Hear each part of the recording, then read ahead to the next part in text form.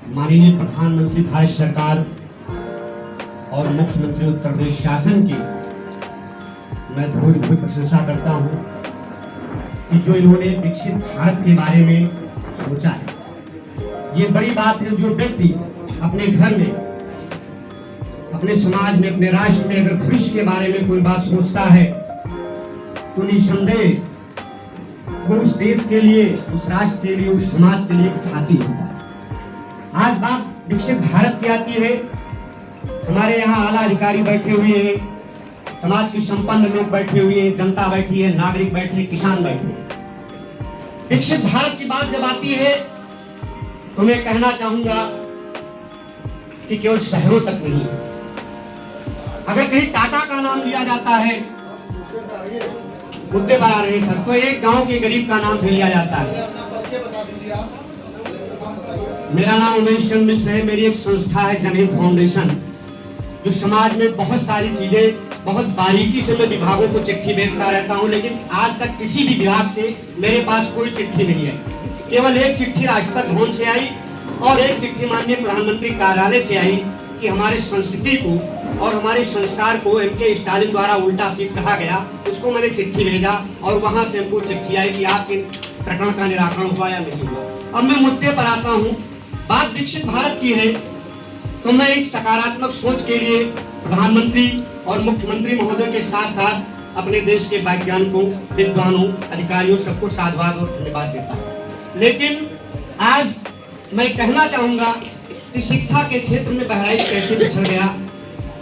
जिसके पिता पिछड़े होते हैं उसके बच्चे भी पिछड़ जाते हैं, और जिसके अगुआ पिछड़े होते हैं उसके और भी लोग पिछड़ जाते हैं। जैसे अभी हाल ही में मैं कहना चाहूंगा, जो लोग यहाँ जिम्मेदार बैठे हुए हैं, जो हमारे शासन से आए हैं, हमारे अधिकारी बैठे हुए हैं, उनको इस बात पे ध्यान देना है कि आज 5 लाख छात्रों को छात्रवृत्ति स्कॉलरशिप नहीं मिल पाई।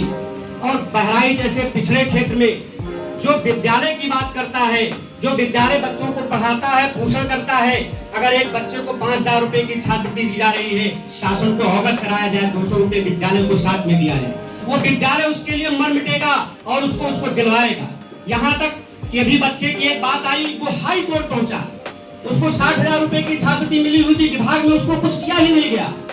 स्कॉलरशिप जो एक ऐसी चीज है, हमने देखा है कि तमाम लोग मुझसे मिलने आते हैं। मेरा एक बहुत बड़ा काम है समाज सेवा के लिए, कि लोग कहते हैं कि भैया अगर मान लीजिए हम कुछ नाम लिखा ले तो आगे कैसे मिल जाएगा। मैंने सैकड़ों लोगों को बीएड के लिए प्रोत्साहित किया है, तमाम लोगों को बैठी हुई बच्चियों को प्रोत्साहित किया है कि चलिए अगर कहीं कोई दिक्कत होती है तो हम अधिकारियों से मिलेंगे, तुम्हारी समस्याओं का समाधान कराएंगे। तो 5 लोग अगर स्कॉलरशिप नहीं पाए, उसमें बड़े अधिकारी, बड़े व्यापारी उन्होंने नहीं उसमें सर स्कॉलरशिप में उन विद्यालयों को जोड़ा जाए। मेरा निवेदन है कि उनको चाहे 200 रुपए दिया जाए, तभी वो विद्यालय जी लगा के उनको दिलवाएंगे। जी सर। दूसरी चीज साहब ये है, विकसित भारत में आज मैं कहना चाहूंगा अपने यहाँ के सांसद और विधायकों को और एमएलसी को कि आज 50,000 की आबादी ऐसे दुर्गम और बाढ़ पीड़ित क्षेत्रों के लोग पेट का एग्जाम देने गए। अगर मान लीजिए कि प्रशासनिक अधिकारी है लखनऊ दिल्ली में बैठा जानकारी, लेकिन मेरे सांसद और विधायकों को गौर करना चाहिए, बहराइच में कौन ऐसी पॉइंट थी, कौन ऐसे विद्यालय नहीं थे कि वो 50,000 बच्चों का एग्जाम नहीं हो सकता था। अगर 48 जिले बनाए गए तो क्या बहराइच सेंटर नहीं बनाया जा सकता था। इस जगह पर मेरे जो है यहाँ के जो एमपी एमएलए हैं उदासीन, मैं कहना चाहूंगा कि उनको भी इस पर गौर करना चाहिए आने वाली परीक्षाओं में। दूसरी चीज, आज जो विकसित भारत में सबसे बड़ी दिक्कत आ रही है वो आ रही है कि आज बाल विवाह, जो सरकारी आंकड़े आए हैं वो 37,000 बाल विवाह मंत्रालय उत्तर भारत सरकार में कह रहे हैं कि 37% विवाह जो है बाल विवाह हो रहे हैं।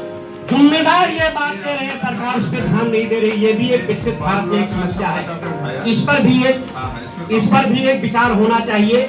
हम ऐसे स्वयंसेवी संस्थाओं को इस पर गौर करना चाहिए और आपके द्वारा वो मौका देना चाहिए। सरकार उस समय दरोगा, उस समय एसओ उस समय जाते हैं जब दूल्हे के ऊपर मोर चढ़ा होता है। अरे दरोगा मार डाले जाएंगे, अधिकारी मार डाले जाएंगे, सारी की दिक्कत उनके पहले उनको रोका जाए और विवाह के लिए प्रक्रिया बनाई जाए, जो विकसित भारत में एक बहुत बड़ी समस्या है, विकट समस्या है। सारे लोग जानते हुए भी अनजान बन जाते हैं। दूसरी चीज, आज मैं ये कहना चाहूंगा, लेकिन ये विकसित भारत में सब दिक्कत है। सामाजिक विवाह के साथ साथ विकसित भारत में आज बाल विवाह भी एक जनसंख्या बढ़ोतरी में एक मुख्य घटक है। दूसरी चीज मैं कहना चाहूंगा कि आज जो विकसित भारत में समस्या आ रही है वो स्वास्थ्य के संबंध में है। नकली दवाओं का भंडार हो गया है। तमाम मेडिकल है जो नकली दवाएं, तमाम ऐसे अल्ट्रासाउंड है, तमाम ऐसे लैब है जो एक बार एक जगह पे चेक कराता है, फिर वो डॉक्टर निगलेक्ट कर देता है, फिर दूसरे चेक कराता है, वो निगलेक्ट कर दे, उसके यहाँ के अनुसार वो काम कराया जाए, तब वो अधिकारी इसी में मरीज लूटा जा रहा है। एक बार अगर किसी विद्यार्थी ने एक स्कूल में इंटर पास किया है तो ऑल ओवर यूपी में माना जाए। अगर ऐसे ही मान लीजिए एक जगह मैंने ब्लड चेक कराया है, एक जगह मैंने शुगर चेक कराया है, एक जगह मैंने जो है अपना अल्ट्रासाउंड कराया है, तो दूसरा डॉक्टर उसको क्यों नहीं मानेगा? क्या वो जो चेक करने वाला है भाई डिग्री लिए हुई है? इस पर हमारे मुख्य विकास अधिकारी महोदय और जनपद के अधिकारी को ध्यान देना चाहिए कि कम से कम कुछ लोग उस पर बच सके और जिनके पैसा बच सके उनका जीवन बच सके।